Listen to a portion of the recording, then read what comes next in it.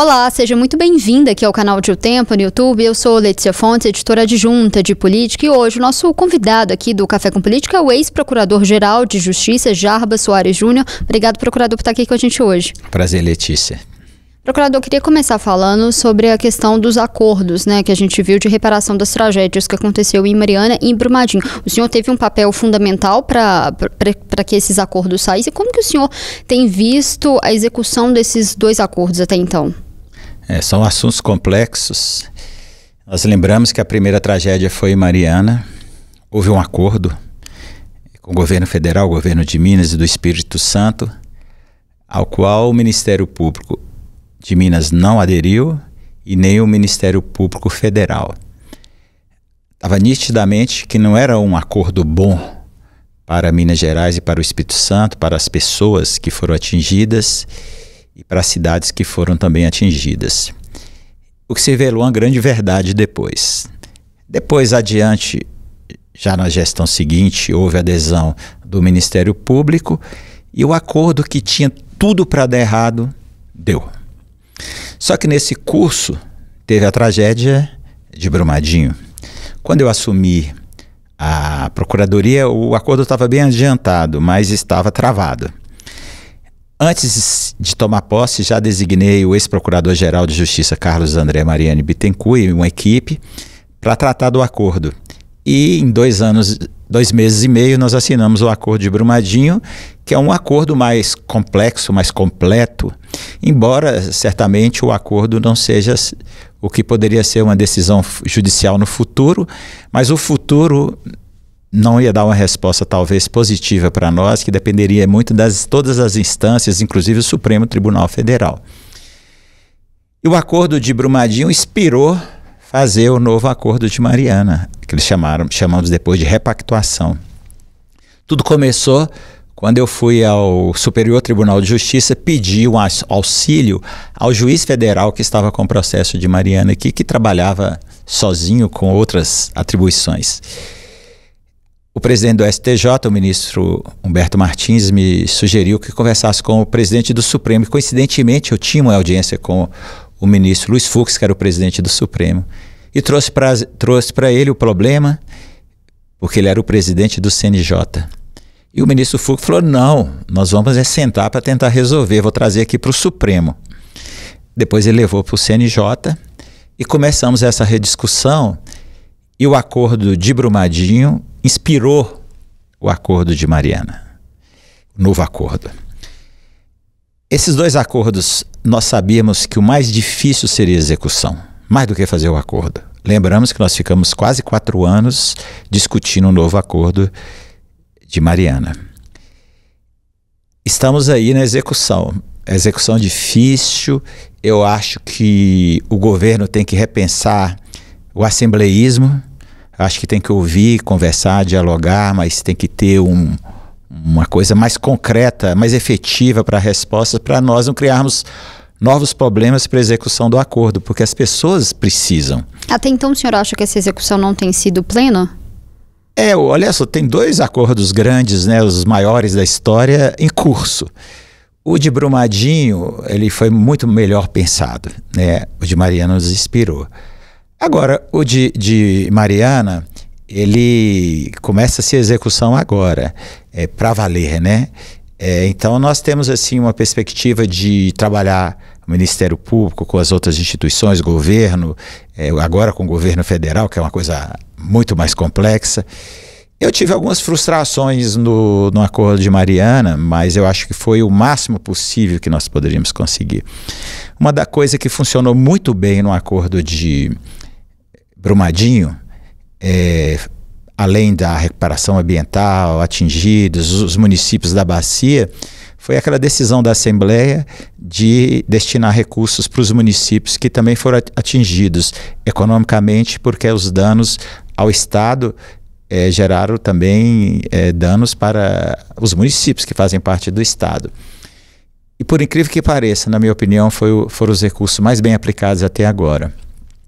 Se nós multiplicarmos por 5 o valor do acordo de Mariana, talvez fosse uma grande iniciativa também que esses recursos fossem para os municípios, que também foram atingidos naquela época, sendo que a super grande parte dos recursos estavam na bacia.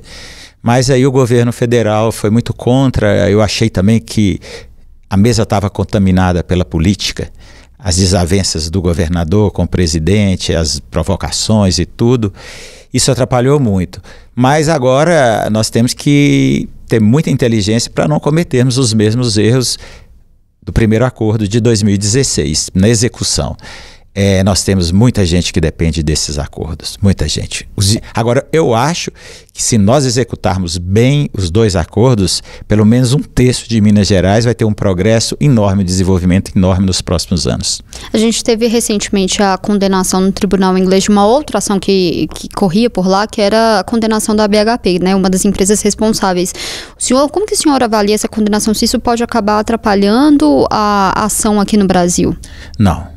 Eu imaginava que o acordo homologado pelo Supremo Tribunal Federal aqui pudesse dar um fim na ação lá na Inglaterra. A decisão aqui está homologada pelo Supremo, é uma decisão que é definitiva. Então o acordo será cumprido e aí agora compete à Justiça Federal de Minas acompanhar essa execução nas instituições. Eu acredito que mudando os governos, ou um governo ou outro, não sei quem vai ser reeleito, o governador Zema certamente não estará no governo no próximo quadriênio, talvez seja um espaço para conversar sobre algumas cláusulas que ao meu ver, foram contaminadas pela política. Quais, por exemplo? Por exemplo, essa mesmo dos municípios. Né? Eu acho que os municípios foram atingidos pela tragédia de Mariana. O Estado gastou muito naquela tragédia. Então, os municípios poderiam ser beneficiados. Há algumas reclamações dos atingidos, sobretudo, com toda razão, sobre não terem sido ouvidos. Nós tivemos muitas e muitas horas de oitiva dos atingidos, mas assim, a justiça que comanda o processo. Então, a justiça que define quem vai estar à mesa. O Ministério Público atua como substituto dessa comunidade, mas ela tem a representatividade. E eu acredito que com a execução do acordo, um pouco dessa insatisfação será suprida. Agora, tem outra coisa que é uma mancha que está aí, que é a não definição do processo criminal. Eu ia perguntar isso, se tem alguma frustração de não ter nenhuma condenação criminal nessas 2 tragédias. Olha só, esse assunto nos entristece muito, mas nós temos que respeitar as decisões, sobretudo nesse caso, que foi uma decisão final do Supremo, nós temos que respeitar. Mas o processo está na Justiça Federal, sem nenhuma imputação de crime federal. O que eu acho? Sim, com todo respeito aos réus, que nós temos que respeitá-los, eles estão defendendo os seus direitos, mas se pegar esse ano, talvez não tenha ocorrido um júri na Justiça Federal. Hoje deve acontecer uns 30, 40, 50 ou mais no estado de Minas Gerais. Então eu acho que houve uma aposta de levar o caso para a Justiça Federal. O Supremo, quanto o STJ, entenderam que algum interesse da União estava envolvidos e o processo subiu e a denúncia é a mesma, ratificada pelo Ministério Público Federal. Só que o processo não está sendo julgado e há uma frustração muito da comunidade de não ter esse processo julgado.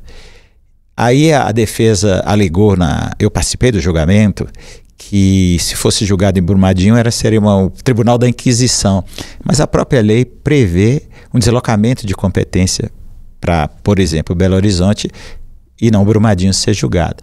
O processo, enquanto esse processo de Brumadinho criminal não for resolvido, nós não vamos trazer paz. E o lá da Justiça Federal, do criminal da Justiça Federal, o processo foi até arquivado pela Justiça Federal. Então, assim, nós temos muitas esperanças que quando o acordo começar a chegar nas comunidades, eles vão ficar muito felizes. No caso, por exemplo, da minha região, que é o norte de Minas, o povo está na satisfação enorme com o acordo, porque a ponte de São Francisco, levando a Brasília, o norte de Minas e o sul da Bahia já está bem adiantada, e da região de Manga também, que vai ligar essa região do estado com a Bahia, já começou. Então, assim, na hora que as coisas começarem a acontecer, por exemplo, em Brumadinho, por exemplo, há uma obra que eu acho que ela já devia estar pronta, que é a duplicação Brumadinho a Fernão Dias, e não está. Então, o acordo será bom. E na época eu me lembro muito bem, Letícia, que no domingo, ainda era pandemia, à noite nós fizemos uma reunião virtual com todos os colegas e alguns resistentes a assinar o acordo. Eu disse a eles o seguinte: nós não vamos conseguir coisa melhor na justiça. E se chegar, vai demorar a chegar. E nós vamos ser condenados por não termos feito o acordo e condenados porque nós fizemos o acordo.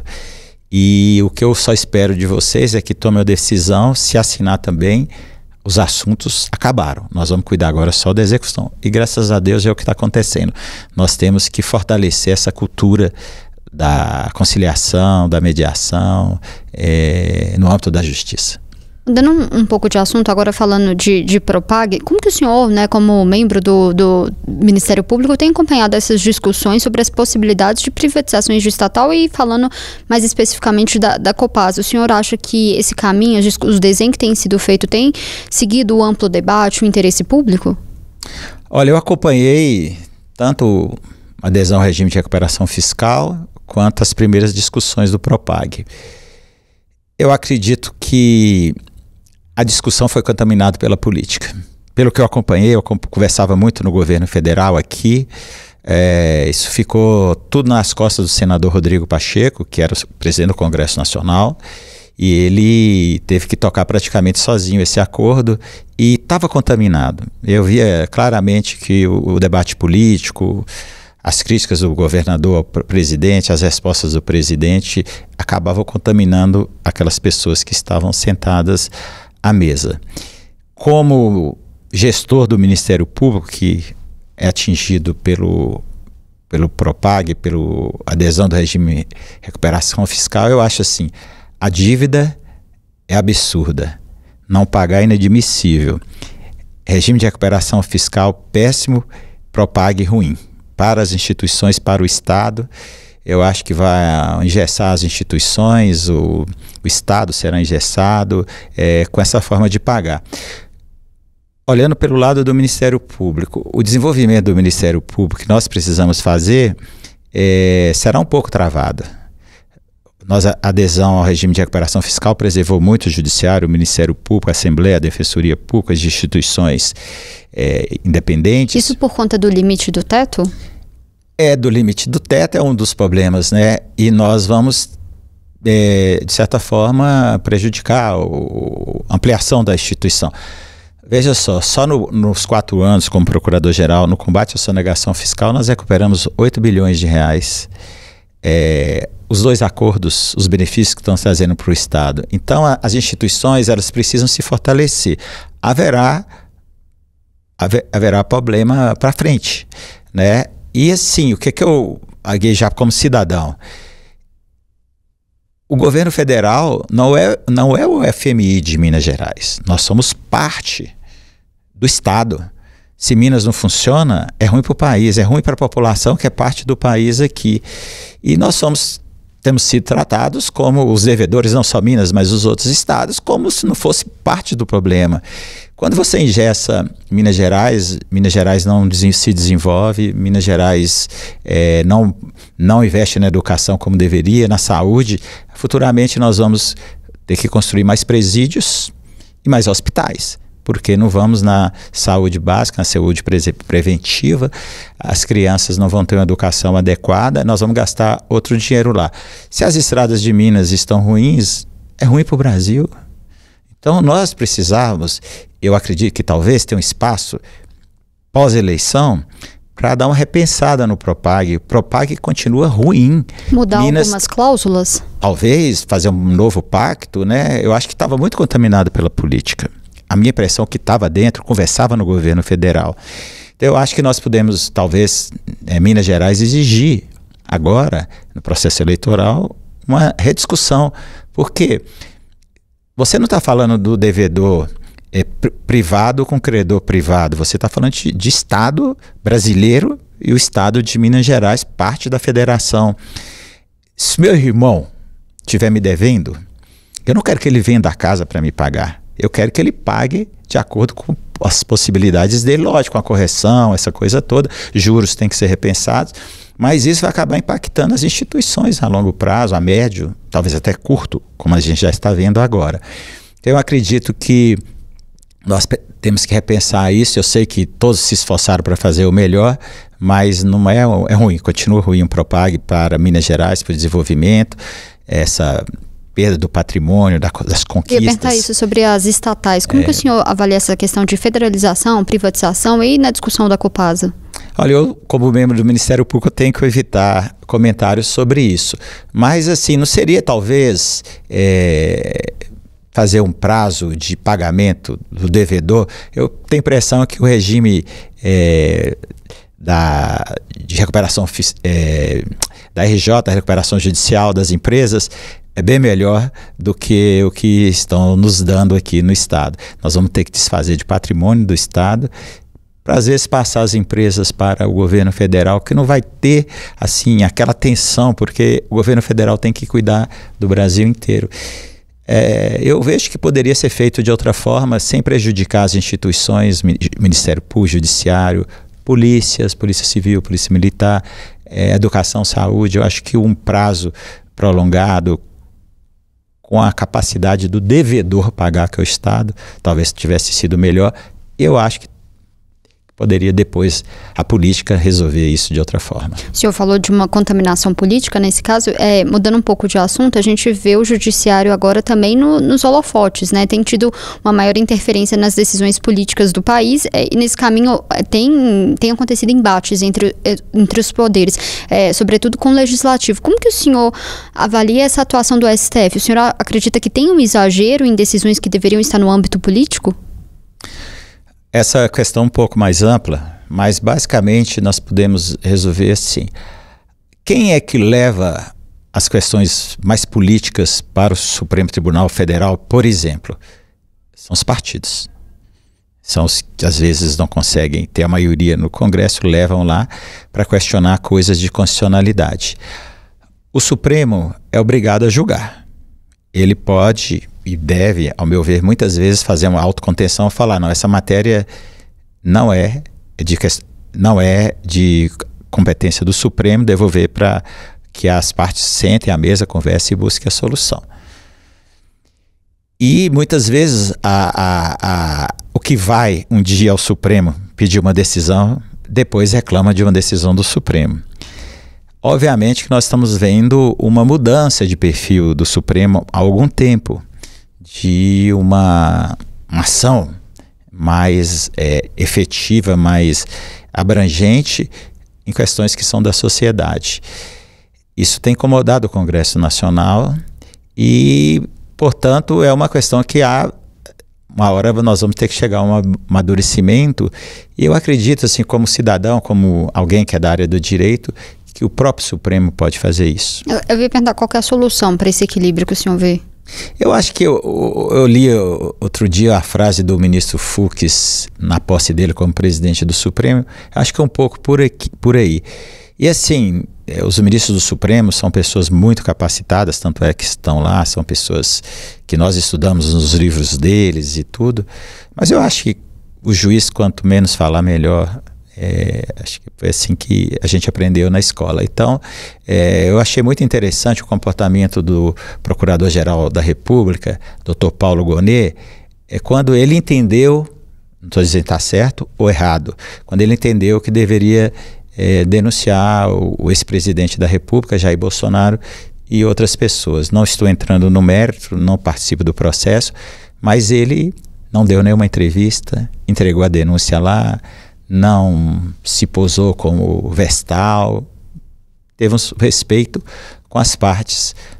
Podemos todos não concordar com o que ele entendeu na sua consciência que era o correto, mas o comportamento dele eu acho que foi exemplar. O senhor acredita que uma reforma do judiciário pode ajudar nesse sentido? E quais pontos ali de uma reforma do judiciário que o senhor acredita serem necessárias? Eu acho que a reforma do judiciário está em curso, ela está acontecendo. É um ponto muito importante, já se criou esses ambientes de conciliação. O judiciário está resolvendo o problema na origem. Por exemplo, o Superior Tribunal de Justiça, conosco aqui de Minas Gerais, fez um acordo mesmo, Ministério Público e Poder Judiciário. Não sei se você sabe, Letícia, nós somos o terceiro maior litigante do STJ. E a presidente teve uma decisão muito inteligente, nos chamou, falou, esses recursos aqui vocês vão perder. Então, as teses já estão definidas, vamos tratar dos recursos que vocês podem ganhar? Então, nós tínhamos, em média, 400 processos que subiam para o Supremo por ano, e nós chegamos no ano passado com 1.200 vitórias no STJ, porque nós só recorremos realmente no que é passível de discussão. E aqui para baixo nós paramos de recorrer. Essa é uma reforma que está em curso. O STJ já diminuiu o acervo, o Supremo já diminuiu o acervo. E sempre ouvi isso, o juiz que julga julga muito, julga mal. Então temos que deixar o judiciário. Nós que formamos, estudamos, nós temos que deixar o judiciário só quando nós não conseguimos resolver. Foi por isso que eu criei, inclusive, no Ministério Público, o Compor, que é o Ministério Público, ao invés de ficar provocando o judiciário, sente à mesa e resolva. Então nós resolvemos vários assuntos a partir disso. A reforma está em curso. A outra que é necessária é cultural, né? O Supremo continuará dessa forma. Todos esses legitimados podem ir ao Supremo toda hora? Vai ter um filtro? Quem pode ir? Não sei se você sabe, antes da Constituição de 88, praticamente só o Procurador-Geral da República que poderia propor uma ação direta de inconstitucionalidade. Agora todos os partidos podem, associações e NNN. Então isso acaba gerando o Supremo, toda hora tem que dar resposta. E a resposta sempre vai ter alguém que não vai estar satisfeito. O Supremo criou uma Câmara de Conciliação dentro do Supremo. Entendeu? Que já tem aqui. Agora, o judiciário está politizado? Não. O Tribunal de Justiça que é politizado? Só sou para dentro, para fora não é. TRF é politizado? Só sou para dentro, para fora não é. São tribunais muito adequados ao perfil que se espera do Poder Judiciário. Agora, o Supremo, tudo que não se resolve na política, não resolve na vida, vai para o Supremo. E às vezes gera esse tipo de conflito. Mas eu acho, se eu fosse juiz, por exemplo, do Supremo, eu teria o máximo de cuidado com essas matérias, lembrando sempre que as pessoas confundem isto. O Supremo é um judiciário, mas é um judiciário mais amplo, né? Porque o juiz decide no processo, o Supremo tem que tomar uma decisão que vai repercutir na vida de todo mundo. Tanto é que é previsto o Supremo modular a decisão, prazos, condições de execução. Então, e os juízes do Supremo são os últimos a falar. Então, o Supremo é diferente do Judiciário, mas tem que ter os mesmos predicados do bom juiz. Falando ainda de Supremo, tinha a expectativa que o presidente Lula pudesse fazer uma indicação do senador Rodrigo Pacheco, né? Ao que parece, é o que tem saído das notícias, não deve ser o senador, ele não deve ser indicado. O senhor defende o nome do Rodrigo Pacheco? Quem que poderia ser esse melhor nome? Lá na minha terra fala o seguinte, festa de Iambu, tatu não entra, é uma coisa assim, né? De Iambu, tatu não entra, uma coisa assim. A escolha do presidente é constitucional, ele ganhou a eleição, ele que vai indicar os ministros, o sistema funciona assim, sabatinado aprovado pelo Senado Federal. Obviamente que o senador Rodrigo Pacheco tivesse sido indicado, ou se ele for indicado, ele será um grande juiz. Tem capacidade, tem inteligência, tem prudência, tem serenidade, ele tem as características de um grande juiz, porque ele é um grande jurista. Mas se o presidente optar pelo ministro Jorge Messias, também está fazendo uma escolha belíssima. É um grande jurista, tem qualificação, a experiência dele da AGU ampliou a visão dele para lá. Então, assim, obviamente que nós ficaríamos muito felizes, os mineiros, com a presença do senador Rodrigo Pacheco já como juiz no Supremo. Mas também temos que aplaudir se for o ministro Jorge Messias, é uma bela escolha do presidente da República. O que tem que, na avaliação e na experiência do senhor, embasar essa escolha? Porque muito se fala nos bastidores que talvez a preferência do presidente Lula seja por alguém que tenha mais afinidade a ele. Qual que tem que ser, na avaliação do senhor, o critério? A Constituição fala conduta ilibada e notório saber jurídico, né? Dentro desse conceito, eu imagino uma escolha de um ministro do Supremo é muito difícil, porque você tem o Brasil inteiro para escolher o nome. É muito mais fácil quando chega uma lista tríplice, só tem 3 nomes ali, e mesmo assim, às vezes embola. Então é muito difícil imagino, para você falar, por que não aquele? Por que esse? Por que não aquele? Eu, por exemplo, se um dia eu fosse presidente da República, eu queria nomear alguém do Ministério Público de Minas Gerais para o Supremo, pelo menos um na história, né? Então, o critério é do presidente, ele que passou por tudo, e ele sabe, o presidente, porque ele já viveu glórias, mas viveu o pior dos mundos quando esteve preso. Então, assim, é difícil julgar a sua decisão. O Senado vai ter a oportunidade de sabatinar e decidir. Pode aprovar, pode rejeitar. Rodrigo Pacheco não sendo indicado ao Supremo, o que se comenta é que ele talvez não teria o interesse de disputar o governo de Minas. Como que o senhor avalia o cenário eleitoral ali para o governo para o ano que vem? A gente tem alguns nomes colocados, tem o do vice-governador Matheus Simões, tem do senador Cleitinho, tem o do ex-prefeito de Belo Horizonte, Alexandre Calil. Como que o senhor tem avaliado esse cenário aqui em Minas? Olha, todos eles eu conheço muito bem. E como cidadão falando, mas com pessoas que conhecem, inclusive institucionalmente, esses nomes. O senador Rodrigo Pacheco é um grande nome, é senador da República, presidente do Congresso Nacional e tem muita capacidade, muita serenidade, tem um perfil mais tradicional. O professor Matheus Simões, eu conheço, gosto muito dele, conhece a máquina do governo como poucas pessoas, muito sereno, muito equilibrado, também é um bom nome para o Estado. Eu vejo umas críticas ao senador Cleitinho que eu não concordo. Eu conheço o senador Cleitinho, converso com ele. Ele é muito inteligente politicamente. E, ele é midiático. Ele chegou lá pela sua capacidade de comunicação. Mas eu vejo ele no Senado, todas as vezes que conversei com ele sobre questões do Ministério Público, do Poder Judiciário com ele, muito razoável, muito lógico. Acho que ele é um quadro que vai ficar muitos anos aí em Minas Gerais. Também o prefeito Alexandre Calil, ele me deu uma grande alegria, que foi levar o Ronaldinho para o Atlético, dizer que eu e meus filhos assistimos o Ronaldinho jogar com a camisa do Atlético. Foi um bom prefeito de Belo Horizonte.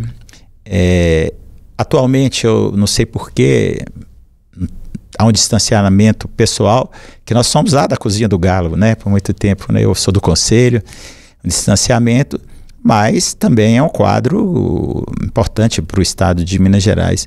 O Gabriel Azevedo, inteligente, brilhante, tem uma cultura muito grande.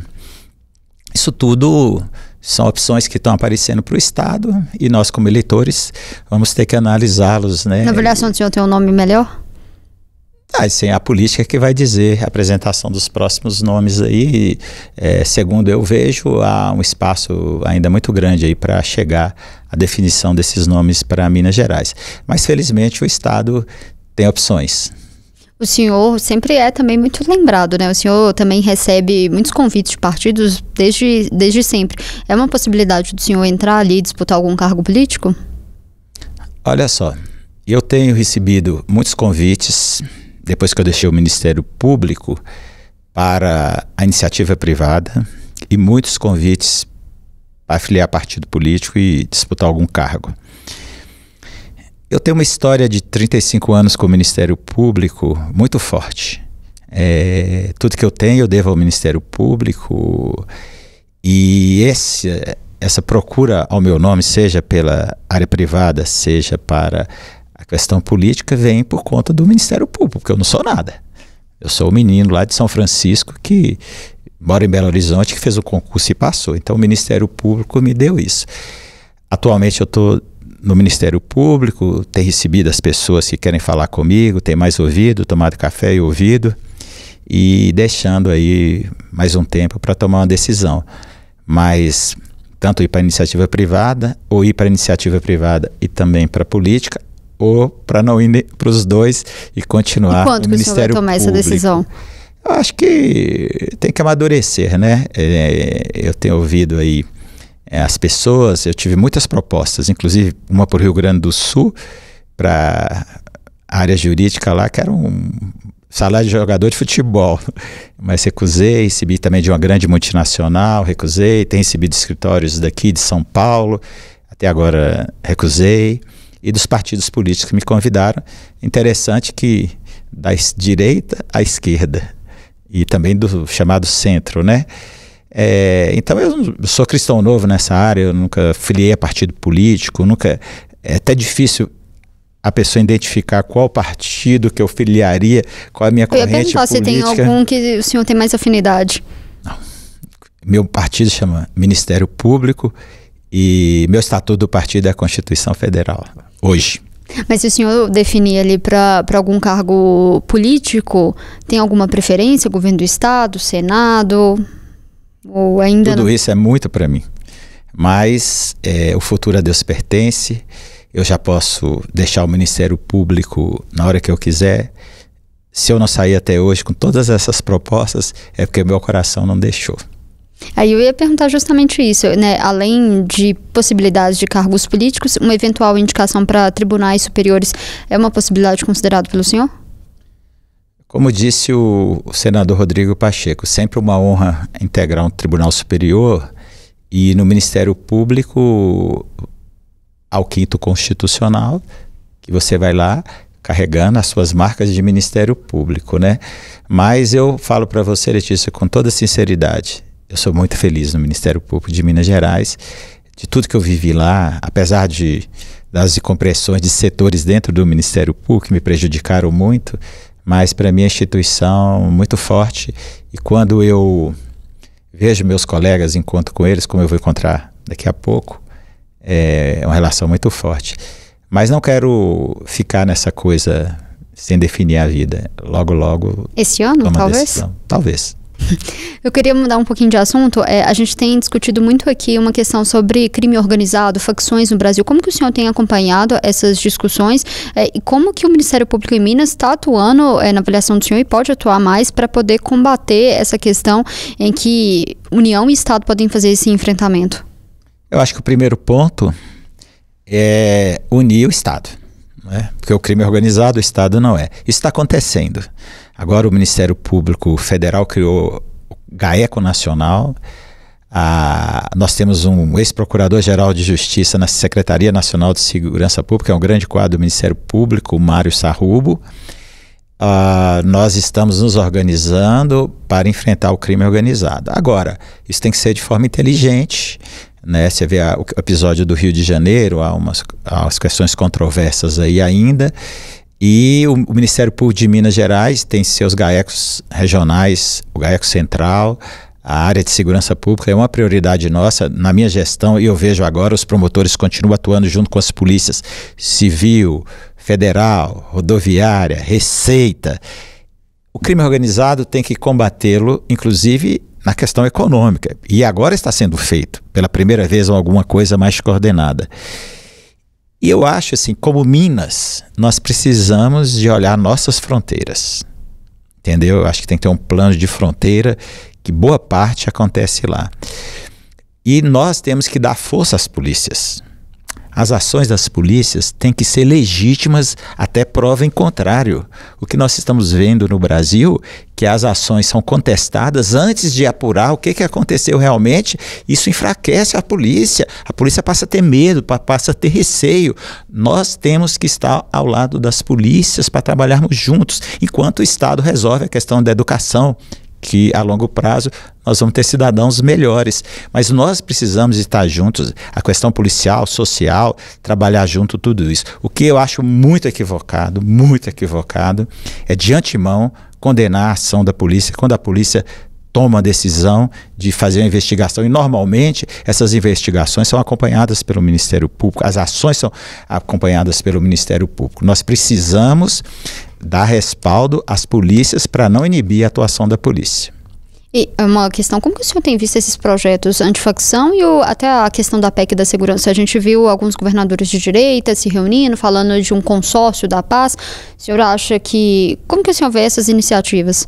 Eu acho que nós estamos no foro adequado. O Congresso Nacional ontem já teve a primeira votação, depois o Senado vai burilar, daí na frente... Mas é suficiente essa medida? Eu acho que é um passo, né? O governo mandou o projeto, nós temos que ter um tratamento diferente com essas facções. Eles tomaram conta da economia, tomaram conta da população mais pobre nos morros e favelas. Nós temos que ocupar as favelas e os morros com atividades econômicas. Nós temos que enfrentar essa questão, porque nós não podemos aceitar que uma ação da polícia possa matar jovens negros de periferia. Então nós precisamos integrar. Então agora tem que ser de forma inteligente, dar opção para esses jovens, para eles não serem chamados para... Se discutiu uma questão de comparar a terrorismo. O senhor acha que essa é a solução? Acho que não. Essas decisões simplórias acabam sendo mais complicadas. Nós temos que aperfeiçoar os instrumentos, criar uma estrutura de combate ao crime organizado, estruturar as instituições, as polícias, o Ministério Público, dar ao judiciário melhores condições de julgar rápido e trazer também uma questão social paralela, porque não adianta, mata 120, amanhã tem novos 120. Então nós temos que dar opções para os jovens. E também o Estado tem que ter muito cuidado, o Estado, quando eu digo polícia, Ministério Público, Poder Judiciário, com as ações, para que também elas não transformem em um problema que, por exemplo, uma chacina. Nós temos que dar à polícia todo o respaldo. Eu sou, assim, um admirador da polícia militar, da polícia civil, e acho que nós precisamos do Estado recuperar a força da polícia civil, a capacidade de investigar. A polícia civil, com todo respeito aos governos que passaram, foi deixada para trás. Nós temos que investir nas polícias e no Ministério Público cada vez mais. Se nós tivermos a capacidade de chegar na fonte do dinheiro, que tudo é dinheiro, nós vamos conseguir aos poucos, e não querer resolver tudo rápido, porque não vamos conseguir, nós vamos fazer tudo errado, fazer uma ação estratégica planejada para combater o crime organizado. Agora, Minas Gerais, como é o estado mediterrâneo, ao meu ver, os grandes problemas começam nas fronteiras, acabam chegando dos grandes centros, sobretudo. Falando da força um pouco dessas instituições, a gente acompanhou recentemente a Operação Rejeito, que desmontou um esquema ali de compra de licenciamento ambiental. Na avaliação do senhor, coloca em xeque a política ambiental em Minas e a seriedade desses licenciamentos ambientais? Acho que não. Eu acho que é algo localizado. Nós temos que esperar a apuração, o processo, a investigação ser concluída formalmente. É muito ruim quando o Estado, os tentáculos do crime chegam no Estado. Isso é ruim para a sociedade, a sua pergunta reflete isso, mas nós temos que enfrentar, separar o joio do trigo e não deixar o Ministério Público. Eu criei uma coordenação de mineração no período que eu fui procurador-geral, entre outros órgãos que criei.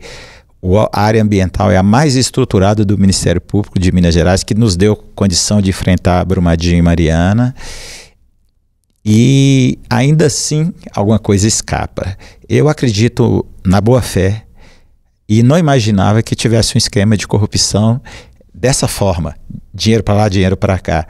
Porque isso é meio inconcebível. Onde eu vivo, o Ministério Público não é uma instituição corrupta. Não tem esse tipo de coisa lá.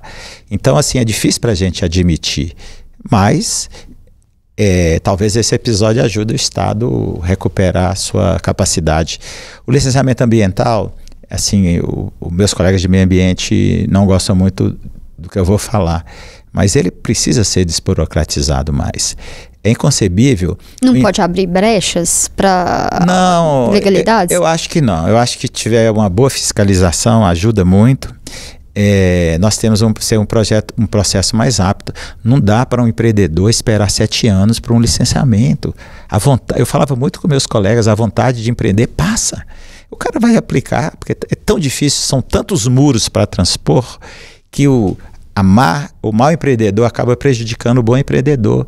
Então, por isso que nós colocamos a mesa de conciliação do Ministério Público, que é o Compor, para nós sentarmos, Estado, comunidade, empreendedor, e acharmos a solução, porque senão fica tudo muito difícil, e o Estado não se desenvolve.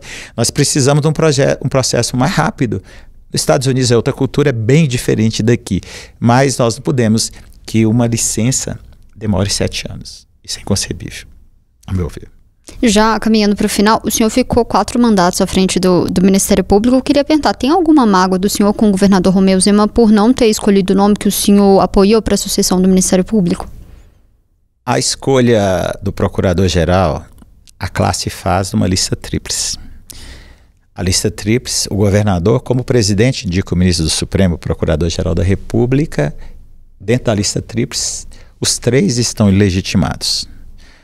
O governador escolheu nosso chefe de gabinete, uma pessoa boa, correta, um bom promotor de justiça.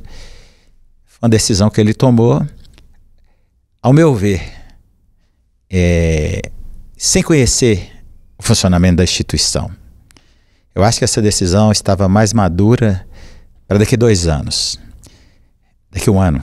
Mas é uma decisão, caso do procurador atual. É uma decisão legítima, respeito à decisão do governador, mas a nossa relação com ele nesse período foi muito boa.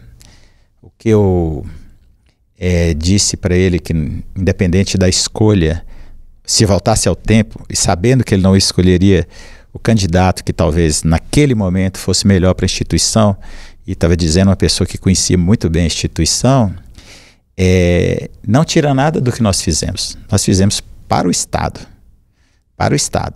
para Minas Gerais, para o povo de Minas Gerais. E tivemos uma relação recíproca com ele, com o governo, muito bom. A decisão constitucional que nós temos que respeitar, e respeitamos. A posse, a transição foi toda tranquila. Torço para o procurador-geral, que o sucesso dele é o sucesso da minha instituição. Eu pergunto até como que você tem avaliado essa gestão. O sucesso dele é o sucesso da nossa instituição. Em relação à decisão do governador comigo, a forma que foi, eu deixo para um outro momento poder falar. E o Procurador-Geral de Justiça está lá se esforçando para fazer o melhor dele, mas a percepção que eu tenho, assim, que eu nem tenho frequentado muito a Procuradoria, tenho ido muito ao tribunal para sessões de julgamento e trabalhado mais no escritório da minha casa. A impressão que eu tenho é assim, que essa mexida que o governador fez, na minha opinião, fora de hora do Ministério Público, não foi boa. O Paulo e sua equipe estão se esforçando muito para dar conta, e nós tínhamos um projeto dessa transição de geração, que o nosso candidato em 2026 seria o Paulo de Tarso, que é o atual procurador-geral. E estávamos preparando a instituição para isso, e tem impressão que para ele seria melhor se fosse daqui a 1 ano a sua posse, já com uma experiência mais próxima da gente na Procuradoria-Geral. Ele viveu muita chefia de gabinete, que é uma relação instituição com os colegas no interior e na capital. E ele teria uma bagagem ali, uma vivência maior dentro da instituição, e viria com a equipe que estava com ele nesses 20 anos, os amigos, os companheiros de 20 anos, logicamente com novas pessoas, e seria ter sido melhor para ele, para a instituição, para o Estado de Minas Gerais. Mas aqui eu sempre já disse a ele várias vezes, o que eu puder ajudar, eu ajudo, e minha torcida será sempre grande para que ele faça uma grande gestão. Só uma última pergunta. Qual que é o maior legado que o senhor, ou maiores pontos que o senhor conseguiu na gestão do senhor que o senhor não quer que se perca nessa gestão? Eu acho que a instituição é maior do que a gente. Nós somos passageiros, as gestões passam. Eu me esforcei, nos meus 4 mandatos, para fazer o melhor para a instituição. Quando eu fui procurador-geral em 2004, eu era muito jovem, mas já era o procurador, já tinha passado pelos órgãos colegiados, tinha uma vivência de administração, e não tinha, Letícia, nenhuma perspectiva de voltar. Tanto é que o meu sucessor foi o procurador-geral adjunto institucional e depois o antigo chefe de gabinete, Carlos André. Mas eu vi a instituição em declínio. E eu tinha passado pelo Conselho Nacional do Ministério Público nesse período e conhecido o Ministério Público do Brasil inteiro. O que eu pensei? Eu tenho que me doar à minha instituição, do jeito que eu puder. É um sofrimento ser procurador-geral. Você trabalha 14 horas por dia. E eu não poderia voltar para ser o mesmo procurador que fui. Então eu trouxe tudo que eu entendia, que eu busquei, que eu captei de novo no Brasil e na tendência mundial para a nossa instituição nesse período de 4 anos que fiz. Foi uma gestão intensa. E construir a gestão não com os meus amigos, não com quem votou em mim, mas o que eu entendia como os melhores perfis para cada função. E acho que o pior da minha equipe era eu. Escolhi pessoas altamente capacitadas e os resultados apareceram. O Ministério Público de Minas foi a instituição mais premiada do Brasil. Nós ganhávamos 5, 6 prêmios nacionais, 10 prêmios nacionais por ano. E o que eu acho assim, que eu queria deixar para a minha instituição, primeiro era um ambiente de respeito interno e o respeito de fora do povo e das instituições ao Ministério Público. E os projetos que nós criamos lá, talvez para mim o central é o Compor, que é o Ministério Público resolvendo e não conflitando. Porque você está ali, você é o promotor, você tem um problema, você pode entrar para o problema e não sair, ou você optar para cá, que é a busca de soluções. E um legado que eu tenho comigo, pessoal, que foi a relação com os poderes, com a sociedade, com a imprensa, com os prefeitos e com as prefeitas. Que nós mostramos nesse período que nós estamos aqui para resolver os problemas, não aumentar os problemas. A frase que eu usei sempre é menos ações e mais soluções. E o Ministério Público de Minas caminhou por isso. Baixamos a temperatura, separamos corruptos, desonestos, poluidores, de pessoas que querem fazer o bem, que às vezes precisava de estar à mesa e conversando com o Ministério Público. Então, o que eu queria muito, o que eu espero é que esse ambiente que nós fizemos nesses 4 anos permaneça. Nós saímos. Você não poderia voltar para o Ministério Público, assumir uma nova eleição na Procuradoria-Geral? Tudo é possível. Tudo é possível. A minha instituição é muito importante na minha vida e se eu tiver que sair vai ser com muito pesar, sobretudo se for agora, com muito pesar. Mas voltar também não está descartado? Nada está descartado, né? Como se diz na minha terra, o futuro a Deus pertence. Pode ser tudo ou nada, porque eu estou muito feliz onde eu estou, tenho reconhecimento dos meus colegas, tenho reconhecimento, vou em Brasília, ontem eu estava lá, anteontem, tratamento, todos os tribunais do Ministério Público, conselhos, a classe política, com respeito muito grande a mim. Criei uma relação muito grande com os movimentos populares, tiveram voz e vez na Procuradoria, no Ministério Público. Então, assim, você chega no final de um estágio, né? Como eu cheguei, pode ter um novo. Acho difícil, mas também não posso descartar uma saída do Ministério Público brevemente. Tudo é possível. Procurador, eu queria agradecer a presença do senhor aqui hoje, sempre muito bem-vindo e voltar outras vezes. Obrigado, prazer estar com vocês aqui. O Tempo tem muito prestígio e uma inserção social muito grande e faz um jornalismo muito respeitado. Sempre que eu puder, estarei aqui. A gente fica por aqui, mas você acompanha esses e outros conteúdos aqui no canal de O Tempo, no YouTube e também no portal otempo.com.br. Até mais.